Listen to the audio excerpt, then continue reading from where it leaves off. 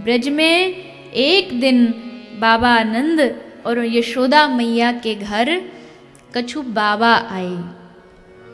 कछु बाबा आए तो नंद बाबा तो संत सेवी थे, घर में कोई बाबा जी आ जाए तो यशोदा मैया तो फिरी फिरी डोलें, आहा आज तो कृपा हो गई ठाकुर जी की। तो खूब मैया ने 56 भोग पवाए बावन को, खूब दान दक्षिणा प्रदान करी, सेवा करी। और जाते जाते बाबा ने और मैया दोनों ने बाबा को, सब संतन को प्रणाम करो। जैसे बाबा ने प्रणाम करी, संतन ने हाथ उठा के आशीर्वाद दियो, पुत्रवान भव। अब तो नंद बाबा संतन की तरफ मुंह करके देख रहे, अरे बाबा यूं कैसो आशीर्वाद दे दियो तुमने, दाढ़ी सफेद, बाल सफेद, उम्र हमारी 80 बरस की है गई, या उम्र में पुत्रवान भव, कुछ सोच समझ के तो आशीर्वाद देते। तो साधु संतन ने कही कि जो सोच समझ के दियो जाए वो आशीर्वाद ही क्या, आशीर्वाद कोई सोच समझ के थोड़ी दियो जाए, ये तो बस दिल से निकल गए, सो निकल गए। अब निकल गई वाणी, अब ये तो सत्य होगी। अब ये खबर पूरे ब्रज में फैल गई कि नंद बाबा को आशीर्वाद मिलो, पुत्रवान भव। अब तो पूरे ब्रज में ऐसो उल्लास, ऐसी खुशी मानो हमें ही आशीर्वाद मिलो पुत्र होने को। एकादशी चालू हो गई, यज्ञ चालू हो गए, लोग दान देने लगे ब्रजवासी। हे प्रभु, इसका परिणाम एक ही देना कि हमारे बाबा के घर लाला है जाए। और कृपा ऐसी भई कि इतनी आयु में जा करके प्रभु कृपा से माँ यशोदा गर्भवती हो गई। अब तो ब्रज में आनंद की कोई सीमा न रही, सब आनंद से नाचते गाते, 1 महीना 2 महीना एक एक दिन प्रतीक्षा में, कब लाला आएगो, कब लाला आएगो, लाला आएगो। ये कंफर्म कैसे?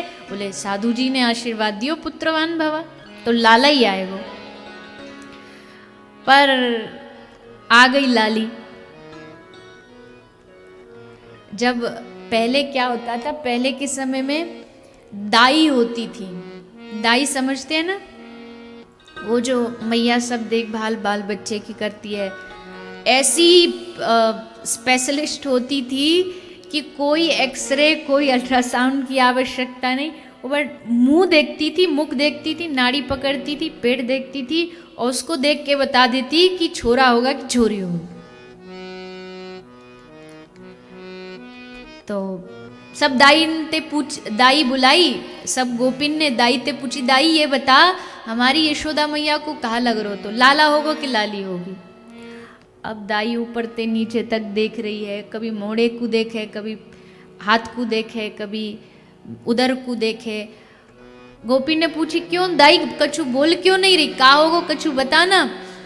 तो दाई कह रही है, अरे मेरे जीवन की पहली घटना है जब मैं बता नहीं पा रही, मोह देखूं तो लगे लाला होगो, उधर देखूं तो लगे लाली होगी। अब जब पूरे ही कंफ्यूजन है तो दाई भला कैसे बता सकती। गोपी बोली चलो छोड़ो, मत बताओ, लाला हो चाहे लाली हो, कछु भी हो, हमको का फर्क। लेकिन हेरी लखियाज को भाव सखी, मोमन के जग छोरा भयो है, रात को छोरी भई सजनी, पर भोर ही छोरी ते छोरा भयो है। इसलिए दाई कंफ्यूज थी, कैसे बताए। बेचारी रात को तो छोरी भई, लाली भई, और सुबह होते होते ही लाला बन गई। कैसे पतो ना राम जाने, वो तो नहीं जाने पर हम तो जाने क्या हुआ रात में। कैसे वसुदेव जी गोकुल लेके आए, मैया के ढोरे ते लाली जो हुई योग माया उसको अपने साथ ले गए और लाला को मैया के ढोरे सुला गए। आते ही आते ठाकुर जी की झोलमाल चालू हो गई, आते ही आते पहले दिन से। इसलिए कह रहे ना, राम जी ने कोई काम ऐसा नहीं किया जो टेढ़ा हो, ठाकुर जी ने कोई काम ऐसा नहीं किया जो सीधा हो। और आते आते अपनी सारी प्लानिंग बता रहे हैं, पिताजी आप मुझे इसमें बिठाओ, ले जाओ, वहाँ मैया होगी, मैया की लाली होगी, उसको ले आना, और फिर कुछ समय बाद में फिर मथुरा आऊँगा, फिर कंस को सारी बता दी। लेकर के बाबा आ गए। यमुना जी ने चरण धोए। पहला जो प्रथम दर्शन ब्रज में हुआ है वो यमुना महारानी को हुआ है ठाकुर जी का। लेके आए, मैया तो सोई है एकदम घोर निद्रा में, और रात्रि को लाला को वहाँ सुला के चले गए। सुबह हुई तो भगवान कृष्ण की दो बुआ हैं, नंदा और सुनंदा, नंद बाबा की बहन। नंद बाबा 5 भाई हैं, 2 बहन हैं। तो सुनंदा बुआ अपनी भाभी की पहले से ही लाला होगा, पुत्र होगा, ये सोच के पहले से ही सेवा के लिए आई हुई थी। तो सुबह सुबह पता था, बाबा ने बताया था अष्टमी कोई होगा, तो सुबह होते ही सुनंदा बुआ गोद में दाऊ दादा हैं बलराम जी, क्योंकि उनका जन्म पहले हो गया। तो बलराम जी को लेकर के यशोदा के महल के कक्ष के बाहर से निकल के बुआ जा रही थी, और जैसे कक्ष के बाहर से निकली तो खिड़की से एक बड़ी जोर की प्रकाश, मानो कोई एकदम कोई लाइट फेंक रहा हो, बड़ा प्रकाश आया। सुनंदा बुआ ने आंखों को मला, ब्रह्म मुहूर्त था सुबह सुबह, कहीं नींद तो नहीं, कोई सपना तो नहीं देख रही, आंखों को मला, आगे गई और जैसे देखा तो यशोदा मैया के सिरहाने पर एक नील मणि के समान चमकता हुआ बालक सो रहा है। आहा, देख करके बुआ आनंद में, उत्साह में भागी भागी छत पर गई, जोर से आवाज लगाई, सब ब्रजवासियों को बधाई दी। मायके में वैसे भी जिसकी ज्यादा सबसे आवाज तेज हो ना, समझ लो वो बुआ ही है इस घर की। यहाँ 5-5, 6-6 बुआ है ना, इसलिए कोई शादी ब्याह का काम हो ना और जिसका गला बैठा हुआ हो, समझ लेना ये बुआ ही है, क्योंकि सबसे ज्यादा गीत यही गाती हैं, सबसे ज्यादा। अब गाएंगी क्यों नहीं भैया, नेग भी तो मिलता है, बढ़िया नेग चाहिए तो फिर ऊंचा भी बोलना ही पड़ेगा, गाना ही पड़ेगा। तो बुआ सुनंदा छत पर जाके थाली बेला बजाती हैं, सोचती हैं बाबा तो खेरक में सोते हैं, गौशाला में। तो सुनंदा बुआ सुबह सुबह उठी और भागने लगी नंद बाबा को सूचना देवे के ताई। नंद बाबा ब्रह्म मुहूर्त में नहा धो के आंख बंद करके थोड़ा ध्यान कर रहे थे नारायण भगवान को। अचानक आज पहली बार ध्यान करते करते बाबा को नींद आ गई बैठे बैठे, और नींद में एक सपना दिखाई दिया। कैसा सपना? बाबा को सपनों आयो कि गोद में एक छोटो सो बड़ो प्यारो सो हमारे लाला बैठो हुए। आहा, या की कितनी सुंदर मुस्कान है, आहा, या के नेत्रन ने तो देखो एकदम यशोदा जैसे हैं, या की अलकावली, या के बाल देख के बाबा बड़े आनंदित है रहे, आंखन में ते आंसू गिर रहे हैं, आज मेरे भाग्य खुल गए, लाला हो लाला हो।